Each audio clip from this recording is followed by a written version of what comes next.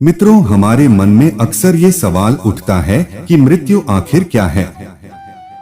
हम इतना ही जानते हैं कि किसी भी जीव आत्मा अर्थात प्राणी के जीवन के अंत को ही मृत्यु कहते हैं और वृद्धावस्था किसी एक्सीडेंट या कुपोषण के परिणामस्वरूप मृत्यु होती है। हालांकि हमें ये पता रहता है कि वो हम सबको आएगी, लेकिन ये पता नहीं चल पाता कि कब आएगी। आज की प्रस्तुति में हम जानेंगे कि मृत्यु क्या है, मृत्यु के समय क्या होता है और मृत्यु के पश्चात क्या होता है। मृत्यु के अनुभव के बारे में कोई किस प्रकार बता सकता है, ये संदेहास्पद है, क्योंकि मृत व्यक्ति अपना अनुभव नहीं बता सकता। जिनका जन्म हुआ है उन्हें अपने पिछले बारे में कुछ भी याद नहीं है। कोई नहीं जानता जन्म से पहले और मृत्यु के बाद क्या होता है। आज हम आपको बताएंगे कि स्वर्ग और नरक के कितने प्रकार होते हैं, यह भी जान लेंगे। ये मृत्यु के बाद आत्मा के साथ क्या होता है। तो आइए शुरू करते हैं आज का वीडियो। लेकिन इसे अंत तक देखिएगा, क्योंकि साथियों ये वीडियो आपको बहुत कुछ सिखा के जाएगा। अगर चैनल सब्सक्राइब ना किया हो तो अभी कर लीजिएगा। मित्रों, हमारी मृत्यु एक ऐसा सत्य है जिसे चाहते हुए भी कोई नहीं टाल सकता। आपने देखा होगा कि हिंदू धर्म में जब कोई भी इस दुनिया को छोड़कर जाता है तो उसके शव का अंतिम संस्कार कर दिया जाता है, यानी कि जला दिया जाता है। लेकिन क्या आपने कभी सोचा है कि अंतिम संस्कार के बाद उस मृतात्मा के साथ क्या क्या घटित होता है। मित्रों, गरुड़ पुराण में यह बताया गया है कि मृत्यु के बाद आत्मा हमारे शरीर को छोड़ती है। तब ज्योति की आकार की एक छोटी सी चीज हमारे शरीर से बाहर निकलती है, उससे ही आत्मा कहा जाता है। और दो यमदूत हमारी आत्मा को 24 घंटे के लिए हमारे घर से दूर ले जाते हैं, या हम लोगों के दर्शन करवाने के लिए और हमारे पाप और पुण्य का लेखा जोखा करवाने के लिए, चित्रगुप्त और यमराज के सामने।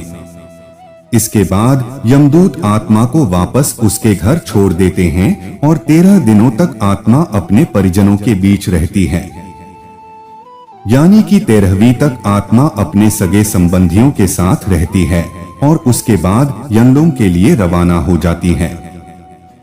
इसी बीच आत्मा को 3 अलग अलग मार्ग दिखाए जाते हैं।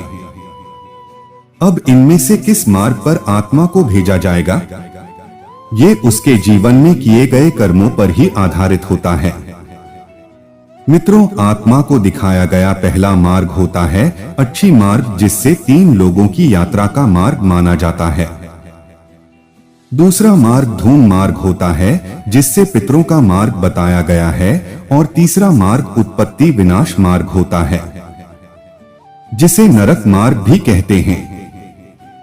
अपने पाप और पुण्य को निर्धारित समय तक भोगने के बाद आत्मा को फिर से शरीर मिलता है, लेकिन मृत्यु के बाद जीव आत्मा को यमलोक की कड़ी दुखदायी बाधाओं का सामना करना पड़ता है। इन्हीं बाधाओं में से एक है यमलोक के मार्ग पर पड़ने वाली वैतरणी नदी। ऐसा माना जाता है कि पुण्यात्मा तो इस नदी को बड़ी ही आसानी से पार कर लेती है, लेकिन पापात्मा यानी कि वो आत्मा जिसने अपने जीवन में केवल पाप ही पाप किए हैं, इस नदी में बुरी तरह प्रताड़ित होती रहती हैं। भगवान श्री हरि विष्णु स्वयं बोलती है कि जो भी पापात्मा इस नदी में प्रवेश करती है वो रक्त रूपी जल पात्र में रखे घी की तरह खोली जाती है। इस नदी का रक्त रूपी जल भयंकर कीटाणु, नुकीले दांतों वाली मछलियों और सांप, बिच्छू, घड़ियाल जैसे कई मांसभक्षी जीवों से भरा रहता है। जैसे ही पापात्मा इस नदी में प्रवेश करती है तो 12 सूर्य की गर्मी वाले धधकते लावा जैसे पानी में वो उबलती रहती है। यहाँ ध्यान रहे कि यह कोई शरीर नहीं है, केवल जीव की आत्मा है जो कभी नहीं मरती है। अपने पापों के कारण 12 सूर्य की गर्मी वाले इस महाताप में आत्मा छटपटाती रहती है, रोती रहती है, चिल्ल आती रहती है, अपने पाप कर्मों को याद करती है। लेकिन जब उसे बर्दाश्त नहीं होता वो बाहर निकलना चाहती है, लेकिन बाहर नहीं निकल पाती है और इस उबले हुए लावे जैसे जल में ही डुबकी लगाती रहती है। मित्रों, जिन लोगों ने अपने जीवन में पाप कर्म किए होते हैं उन्हें नरक भेजा जाता है। वही जो अच्छे कर्म करते हैं उन्हें स्वर्ग की प्राप्ति होती है। और गरुड़ पुराण में ये बताया गया है कि जिन आत्माओं को स्वर्ग में स्थान मिलता है उन्हें यमराज स्वयं अपने भवन से स्वर्ग के द्वार तक छोड़ने जाते हैं। वहां अफसर आए उनका स्वागत करती हैं। वहीं जो लोग सिर्फ अपने बारे में ही सोचते हैं, जीवन भर किसी का भी हित नहीं करते हैं, उन्हें नरक में ही स्थान मिलता है।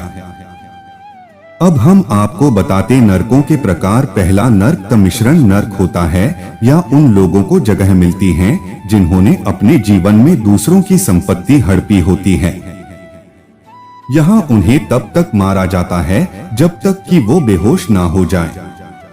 दोबारा होश में आने के बाद फिर से उन्हें इसी तरह लहूलुहान किया जाता है। यह सिलसिला तब तक चलता रहता है जब तक कि सजा का समय समाप्त ना हो जाए। दूसरा नरक कुंभीपाक कम नरक होता है। यहाँ उन शिकारी लोगों की आत्माओं को सताया जाता है जो अपने शौक के लिए जानवरों की हत्या करते हैं। उनके कर्मों की सजा में उन्हें खौलते हुए तेल में उबाल आ जाता है। वहीं असीता पात्रन नामक नरक में वो लोग आते हैं जो अपने कर्तव्यों से ही मुंह मोड़ लेते हैं, जिम्मेदारियों से भागते हैं। यहाँ लाकर उन्हें तब तक चाकुओं से छलनी किया जाता है जब तक कि वे बेहोश नहीं हो जाते हैं। आगे गरुड़ पुराण में कलासूत्र नरक के बारे में बताया गया है। यह वो आत्माएं आती है जिन्होंने अपने जीवन में कभी भी बड़ों का आदर सम्मान नहीं किया है, और इस नरक में उनके बुरे कर्मों की सजा देने के लिए उन्हें अत्यधिक गर्मी में तब तक रखा जाता है जब तक कि उनके दंड की सीमा समाप्त नहीं होती है। तो मित्रों, आपने देखा कि अंतिम संस्कार के बाद आत्मा के साथ क्या क्या होता है और किस हिसाब से स्वर्ग या नरक की प्राप्ति होती है। तो दोस्तों, आज के लिए बस इतना ही। मिलते हैं किसी नए वीडियो के साथ, तब तक के लिए धन्यवाद।